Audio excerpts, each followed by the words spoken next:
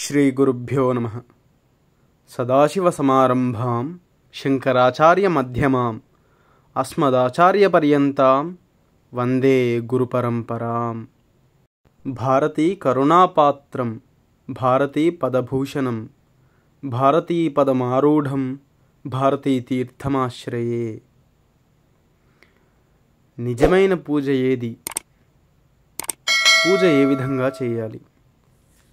భక్తితో ఈశ్వరార్చన చేయడం గొప్ప సద్గుణం. పై వాక్యంలో భక్తి అనే పదం గమనించాలి. మనం భక్తులమని ఇతరులకు చూపడానికై మనం పూజలు చేయకూడదు. మనం దేవతా పూజ చేస్తున్నామంటే అది మన మంచి కోసమే అనే మాట గుర్తుంచుకోవాలి. సాధారణంగా మనుష్యులు ఏదైనా మంచి పని చేసినప్పుడు అది అందరికీ తెలియాలని ప్రచారం కోసం పాకులాడుతూ ఉంటారు. ఇది సరియైన దృక్పథం కాదు. తాను చేసినది ఈశ్వరునికి తెలుసు అని ప్రతివాడు సంతృప్తి చెందాలి. ప్రచారం కోసం పాకులాడకూడదు. కొందరు పూజ ప్రారంభంలో సంకల్పం విషయంలో చాలా శ్రద్ధ చూపుతారు. తమకున్న అనేకమైన కోరికలను సఫలం కావాలని సంకల్పంలో చెప్పుకుంటూ ఉంటారు. ఇదంతా అవసరమా? మనకు ఏమి కావాలో ఈశ్వరునికి తెలియదా? ఆయనకు అన్నీ తెలుసుననే విషయం మీద మనకు నమ్మకం లేదా? అయినా కూడా కొందరు దీనితో సంతృప్తి చెందక తమ కోరికలన్నీ ఏకరువు పెడుతూ ఇంకా కొన్ని పదాలు కలపమంటూ పురోహితుల్ని బాధపెడుతూ ఉంటారు. ఇదంతా అనవసరం. మనకేది మంచిదో ఈశ్వరునికి తెలుసు.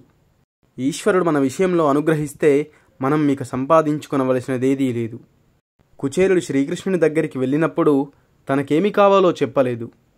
కేవలం కృష్ణుని సంతోషపెట్టడం కోసం గుప్పెడు అటుకులు మాత్రమే ఆయనకిచ్చాడు. శ్రీకృష్ణుడు ప్రేమతో వాటిని ఆరగించాడు. 3 నిమిషాలలో కుచేలుడు కుబేరుడయ్యాడు. ఈ సంఘటన మనం ఈశ్వరుణ్ణి ఏమీ అడగవలసిన పని లేదని చెప్పడానికి ప్రమాణం కాదా? అందుచేత మనం ఏ మంచి పని చేసినా వాటిని ఈశ్వరుణ్ణి సంతోషపెట్టడం కోసం చెయ్యాలి, కానీ ప్రచారం కోసం చేయకూడదు. అందుచేతనే శ్రీ భీష్ముడు మనం భగవంతుని నామాలు భక్తితో జపిస్తే అదే అన్నింటినీ మించిన ధర్మం అని అన్నాడు. మనం భక్తితో 10 నిమిషాల పాటు భగవన్నామ జపం చేస్తే అదే ఒక గొప్ప సత్కార్యం అవుతుంది. పూజ కానీ సంధ్యావందనం కానీ చేస్తున్నప్పుడు కొందరి మనస్సు అటూ ఇటూ పరిగెడుతూ ఉంటుంది. పూజ చేసే సమయంలో కూడా కొందరు ఫలానా వారి నుంచి నాకు అంత ధనం రావాలి, నేను వాని మీద కేసు పెట్టాను, ఆ డబ్బులు వస్తాయో లేదో అంటూ ఇలా ఆలోచిస్తూ ఉంటారు. ఇది మంచిది కాదు. పూజ కోసం కూర్చున్నప్పుడు ఇతరమైన ఆలోచనలన్నీ దూరంగా ఉంచి మనస్సును ఆ కొద్దిసేపైనా ఈశ్వరుని మీదనే నిలపాలి. పూజ కోసం వినియోగించిన సమయం అల్పమైనా కూడా ఆ సమయాన్ని భక్తితో గడిపితే దానివల్ల గొప్ప పుణ్యం లభిస్తుంది.